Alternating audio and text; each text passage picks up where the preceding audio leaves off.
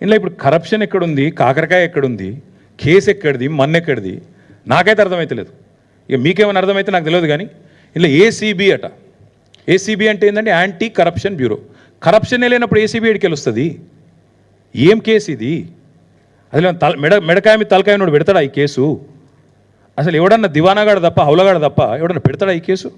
నేను అందుకే అంటున్నా, ఇలా కన్ఫ్యూజ్ అయ్యేది లేదు, ఏం లేదు. రేవంత్ రెడ్డి చేసే మరొక లస్కోరు ప్రయత్నం మాత్రమే ఇది. నరేందర్ మీద, లగచర్ల రైతుల మీద మొన్న చేసిండు. సరే 37 రోజులు కొట్లాడి 37వ రోజు ఇలా మా సోదరుడు బయటకు వచ్చిండు. మా మీద కూడా కేసులు పెట్టి సతాయిస్తా అనుకుంటే నేను ఒకటే చెప్తున్నా రేవంత్ రెడ్డికి, మేము ఒక ఉద్యమ నాయకుడి బిడ్డలం, ఉద్యమ నాయకుడి సైనికులు. ఏనాటికైనా చెప్తున్నా రేవంత్ రెడ్డి, నీలాంటి చిల్లరగాళ్ళ కేసులకు, నీ లత్కోరు పనులకు భయపడేటోడు ఎవడు లేడు. నువ్వు మా ఇంటికి కూడా వీకలేవు, అది కూడా చెప్తున్నాను. నువ్వేం చేసుకుంటావో చేసుకో, భయపడేటోడు లేడు. లీగల్గానే కొట్లాడతాం, అది కూడా చెప్తున్నాను. ఇప్పుడు నేను చెప్పిన ప్రతిదీ మీకు ఇస్తా, కాపీలు చూసుకోండి. రేపు ఏసీబీ అడిగితే వాళ్ళకదే ఇస్తా, పోలీసు వాళ్ళు అడిగితే వాళ్ళకదే ఇస్తా, కోర్టులో కూడా గివే ఇస్తా. బరాబర్ చెప్తున్నా, నేను తప్పు చేయలేదు కాబట్టి నాకు ఆత్మవిశ్వాసం ఎక్కువ, ఆత్మస్థైర్యం ఎక్కువ. ఏ తప్పు చేయకపోయినా కేసు పెడతా అంటే పెట్టుకో, తప్పకుండా ప్రజలు అన్నీ కూడా అధ్యయనం చేస్తారు, అన్నీ కూడా అర్థం చేసుకుంటారు. మా ఎంబడి ఎందుకు పడుతున్నావు మాకు తెలుసు, మీకు తెలుసు. అమృత్ స్కామ్ గురించి మాట్లాడబడితిమి, మూసి లూటీ గురించి మాట్లాడబడితిమి. మరి మీరు చేస్తున్న అరాచకాలు, మీ అన్నదమ్ములు ఇవాళ అదానీ గారి సిమెంట్ ప్లాంట్ కోసం కొడంగల్లో చేస్తున్న అరాచకాలను ఢిల్లీ స్థాయిలో ఎక్స్పోజ్ చేస్తుమి. నీ అదానీతో మీ వాళ్ళు అంటగాగుతున్న విధానం, మీ సీక్రెట్ మీటింగ్లు బయట పెడితిమి కోహినూరు హోటల్లో. ఇవన్నీ చూసినాక సహజంగానే నీకు కొంత కడుపుమంట ఉంటుంది. మేము అర్థం చేసుకోగలుగుతా నీ బాధ. కానీ ఇక్కడ భయపడేటోడు ఎవడు లేడు. నువ్వేం చేసుకుంటావో చేసుకో, తప్పకుండా నేను అడుగుతా ఉన్నా. ఇవన్నీ నేను చూపెట్టిన అన్నీ కూడా these are all subject to scrutiny. మీరు you can scrutinize all of these, you can reach out to formula E. మీరు ఎవరెవరిని కలవదలుచుకుంటే, ఎవరెవరిని అడగదలుచుకుంటే వారిని అడగండి. తప్పకుండా మేము హైదరాబాద్ బ్రాండ్ ఇమేజ్ పెంచేదానికి, తెలంగాణ బ్రాండ్ ఇమేజ్ పెంచేదానికి, తెలంగాణను ప్రపంచ పటంలో ఎలక్ట్రిక్ వెహికల్స్ రంగంలో పెట్టడానికి చేసిన ఒక ప్రయత్నం ఈ ఫార్ములా ఈ రేస్ అనేది. అందులో ఒక చిన్న అంకం, దానికి 55 కోట్లు అనేది పెద్ద ముచ్చట కాదు, పెద్ద లెక్క కాదు. కాబట్టి దాన్ని ఏదో భూతద్దంలో పెట్టి ఇల్లేదో కుంభకోణం జరిగిందంటే నేను మళ్ళీ చెప్తున్నా, ఆ 55 కోట్లు ముట్టినాయి, మా దగ్గర ఉన్నాయి అని ఫార్ములా ఈ వాళ్ళు నీకు ఉత్తరం రాసిండ్రు. ఆ లెటర్ నిమ్మింగట్టు ఉంది, మీకు ఇస్తాను. అందులో లైసెన్స్ ఫీజు కూడా వాపస్ పంపి తీసుకో, నువ్వు వాపస్ 74 లక్షలు 75 లక్షలు అని చెప్పి ఎఫ్ఎంఎస్సిఐ వాళ్ళు నీ గవర్నమెంట్ని అడుగుతా ఉన్నారు, నీ సెక్రటరీని అడుగుతున్నారు. అది కూడా మీరు చెప్తలేరు. అన్నిటికీ మించి ఆల్రెడీ ఫార్ములా ఈ వాళ్ళు మీతో ఆర్బిట్రేషన్ సూట్ కొట్లాడుతున్నారు, అది కూడా నువ్వు చెప్తలేవు. ఇవాళ నా మీద కేసు పెడితే నువ్వు ఫార్ములా ఈ మీద కూడా పెట్టాల్సి వస్తుంది. ఎందుకంటే నేను అనుచిత లబ్ధి చేకూర్చినా నువ్వు అంటున్నావు. అనుచిత లబ్ధి చేకూరిస్తే ఆల్రెడీ ఆర్బిట్రేషన్ వాళ్ళు నీ మీద వేసిండ్రు. మరి ఫార్ములా ఈతో నువ్వు కేసేస్తే, వాళ్ళ మీద కూడా కేసేస్తే ప్రపంచవ్యాప్తంగా తెలంగాణ ప్రభుత్వం ఇజ్జత్ పోదా? ఇంత ఫ్రివలస్ కేసు, ఎంత హౌలా అయినా, ఎంత హౌలా ప్రభుత్వం ఇది అని చెప్పి తెలంగాణ ప్రభుత్వం లాఫింగ్ స్టాక్ కాదా ప్రపంచవ్యాప్తంగా? Will this not bring international shame to India? అసలు వీళ్ళకు మోటార్ స్పోర్ట్స్ అంటేనే తెలియదు, మూర్ఖులు, రాజకీయ పరిజ్ఞానం లేని వాళ్ళు అని అనుకోరా? ప్రపంచంలో నవ్వుకోరా? కాబట్టి రేవంత్ రెడ్డి గారికి నేను కోరేది, కేసు పెట్టదలుచుకుంటే పెట్టుకో, కానీ ప్రపంచవ్యాప్తంగా తెలంగాణ పరువు తీయకు. ఇప్పటికే రోజు దివ్యమైన తెలంగాణను, దివాలా తెలంగాణ అని మాట్లాడుతున్నారు. ఇంకోవైపు ఇట్లాంటి చిల్లర ప్రయత్నాలు. మేము భయపడం, లీగల్గా ఎదుర్కొంటాం. మా పార్టీ లీగల్ సెల్ చూసుకుంటుంది, న్యాయపరంగా ఏమేం చేయాలో వాళ్ళు చేస్తారు. మీతో నేను కోరేది, మా నాయకులతో నేను కూడా కోరేది ఏంటంటే, ఎలాంటి పరిస్థితినైనా శాంతియుతంగానే ఎదుర్కొంటాం. మేము ప్రజాస్వామిక పద్ధతుల్లో నిరసనలు చెప్తాం, ప్రజాస్వామిక పద్ధతుల్లోనే ఉంటాం తప్ప ఉద్యమాన్నే ప్రజాస్వామికంగా శాంతియుతంగా నడిపిన వాళ్ళం. పొరపాటున కూడా రేవంత్ రెడ్డి లాంటి చిల్లర నాయకుల చిల్లర ఎత్తుగడలకు మేము పడం. 100% చాలా పీస్ఫుల్గా ప్రొటెస్ట్ చేస్తాం, లీగల్గా కొట్లాడతాం.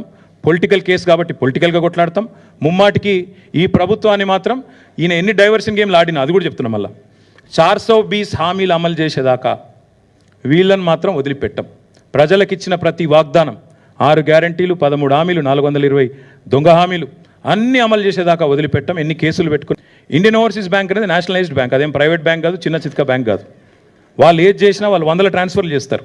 ఆర్బీఐ, ఇంకో బీఐ, అన్ని బీఐల పర్మిషన్లు తీసుకునే చేస్తారు.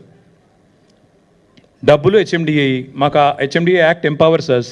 మున్సిపల్ అడ్మినిస్ట్రేషన్ డిపార్ట్మెంట్తో అగ్రిమెంట్ ఉండింది, డబ్బులు పంపాము, డబ్బులు ముట్టినాయని అక్కడ ఆయన చెప్తున్నాడు. తర్వాత లైసెన్స్ ఫీజు కూడా వాళ్ళు క్యాన్సిల్ అయినాక వాళ్ళు వాపస్, ఇప్పుడు ఎవరి వల్ల క్యాన్సిల్ అయిందో కనబడుతూనే ఉంది మీకు. వీళ్ళు చేతగాంతనం వల్ల, వీళ్ళకి స్పోర్ట్ అర్థం కాదు, వీళ్ళకి కాన్సెప్ట్ తెలియదు కాబట్టి వీళ్ళ తెలివి తక్కువతనం వల్ల రేస్ పోయింది. పోయిన తర్వాత ఇవాళ నిజంగా చెప్పాలంటే ఎవరైనా కేసు ఎవరి మీద పెట్టాలండి?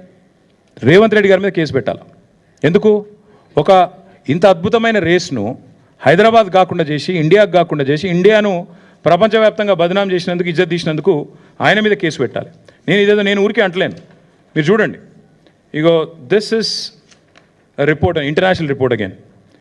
దీని క్యాన్సిలేషన్ వల్ల ప్రపంచవ్యాప్తంగా మనకు సిగ్గు. It is a shameful thing. ఇండియాకి జరిగే నష్టం ఇది. మోటార్ స్పోర్టింగ్లో మళ్ళీ కూడా నమ్మడు వీళ్ళను. It's an indelible mark. ఇది మంచిది కాదు వీళ్ళకి అని చెప్పి రేసర్లు, రేస్ డ్రైవర్లు వాళ్ళందరూ మాట్లాడిన మాట. నేను అనేదల్లా నాకు అర్థం కాదు. ఇంకొక మాట కూడా చెప్పాలి చివరిగా, చాలా ఇంపార్టెంట్ ఇది. సరే, కేసు వీళ్ళేదో పెట్టిరియాలి, ఎఫ్ఐఆర్ పెట్టిండ్రు. ఫార్ములా ఈవోలు కూడా ఏం చేసినారు తెలుసా? ఇక వాళ్ళు కూడా కేసు వేసారు. ఎందుకంటే ఒరిజినల్ అగ్రిమెంట్లో ఏముంది? ఏం డిస్ప్యూట్ వచ్చినా ఆర్బిట్రేషన్ కోవాలని ఉంది.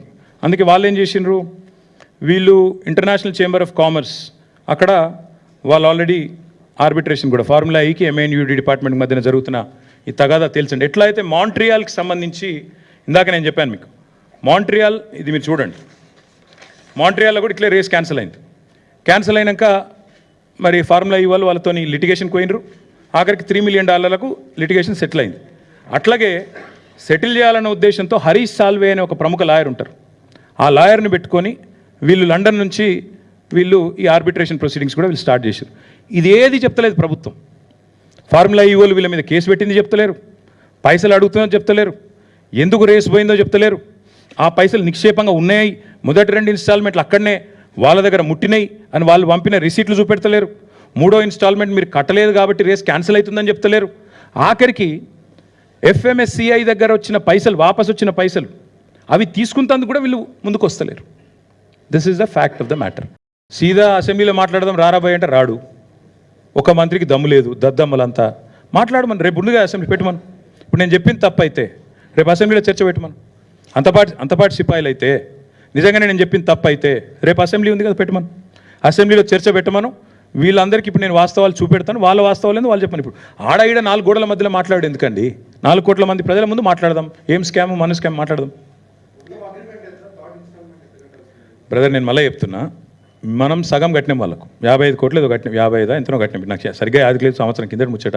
ఇక లాస్ట్ 1 year అంతా కొట్లాటనే కదా, మీరే చూస్తారు కదా. సరిగ్గా పేపర్లు అన్నీ ఉన్నాయి కదా, పేపర్లు అన్నీ ఉన్నాయి, కాగితాలు అన్నీ ఉన్నాయి, పైసలు ఎన్ని పోయినాయి, ఎన్ని ఆడ ముట్టినాయి, లెక్కపత్రం ఒక్కొక్క అనా పైసతో సహా ఉంటుంది. ఎట్లా పోతుంది? మిగతాది ఇంకా కట్టాలి అన్నారు. 50% కట్టిరు, 50% కట్టాలన్నారు. ఆ లెక్క ప్రకారం మేబీ అనదర్ 50-55 crores ఉండొచ్చు. ఒక్క మంత్రి అయినా కెమెరా ముంగటికి వచ్చి మాట్లాడినా అంతా లీకు వీరులు. 6 కూర్చొని 7 కూర్చొని లీకులు వచ్చిన ఒక్కనన్నా రమ్మని ముంగటికి. రేపు చర్చ పెట్టమని రాదు. నేనేమంటున్నా, మళ్ళీ అడుగుతున్నా, రేపు అసెంబ్లీలో చర్చ పెట్టు, ముఖ్యమంత్రిని మాట్లాడమని దమ్ముంటే. నిజంగా అంతా నేను తప్పు చేసింటే నేను మాట్లాడతా, అసెంబ్లీలో నేను మాట్లాడతా. నేను మెంబర్ని, రేపు అసెంబ్లీ ఉంది, సస్పెండ్ చేయి, మిగతా బిజినెస్ సస్పెండ్ చేసి పెట్టు. నేను వద్దంటున్నా. రేపు అర్ధరాత్రి 12 దాకా నడిపి, లేదా ఎల్లుండి నడిపి, నిన్నోడు కొట్టి, లేదా 15 రోజులు పొడిగించు. మొదలు 10 రోజులు అవసరమైతే అన్ని ప్రజా సమస్యలు కూలంకషంగా మాట్లాడదాం. రైతు భరోసా, 6 గ్యారంటీలు అన్నీ మాట్లాడదాం. లాస్ట్ 5 రోజులు నీ ఇష్టం. ఒకరోజు ఇది పెట్టు, ఫార్ములా ఇవి పెట్టు, ఇంకో రోజు లగచర్ల పెట్టు, ఇంకో రోజు ఫోన్ ట్యాపింగ్ అంటున్నావు అది పెట్టు, నీ ఇష్టం అనేది పెట్టు. నిన్న ఎవడు ఆపిండు? ఇందులో మరి ఆయనకి ఏం చెప్పినరో నాకు తెలియదు. ఆయన కూడా ఇట్లా ఏమైనా గోల్మాల్ చేయొచ్చు. ఇప్పుడు ఇవన్నీ ఈ డాక్యుమెంట్లు పబ్లిక్ డొమైన్లో లేవు. ఇవన్నీ గవర్నర్ గారికి ఇచ్చితే మేబీ ఆయన కూడా పునరాలోచిస్తుండేనేమో, నాకు తెలియదు. ఇప్పుడు నేను లేనిది నేను అనకూడదు. గవర్నర్ గారిని అనవసరంగా నేను ఆయనకు ఉద్దేశాలు ఆపాదించడం కరెక్ట్ కాదు. ఆయనకు కూడా దొంగ మాటలు చెప్పి ఒప్పించిర్రేమో.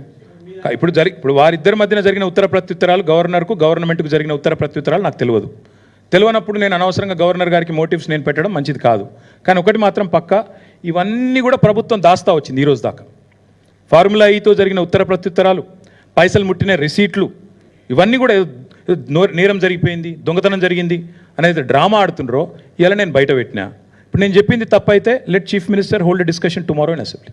మెడకాయ మీద తలకాయ నోడైతే గింత చెప్పినాక లెంపలు వేసుకున్నారే తప్పు జరిగింది అని చెప్పి సపడే కూకోవాలి.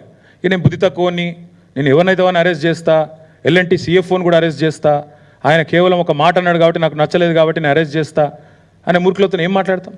నేను ఒకటే చెప్తున్నా బ్రదర్, లీగల్గా నేనే తప్పు చేయలేదు, నాకు గుండె ధైర్యం ఉంది, నేనే తప్పు చేయలేదు. ఇప్పుడు మళ్ళీ దాని కాయిదాలు నేను చూపెడుతున్నా.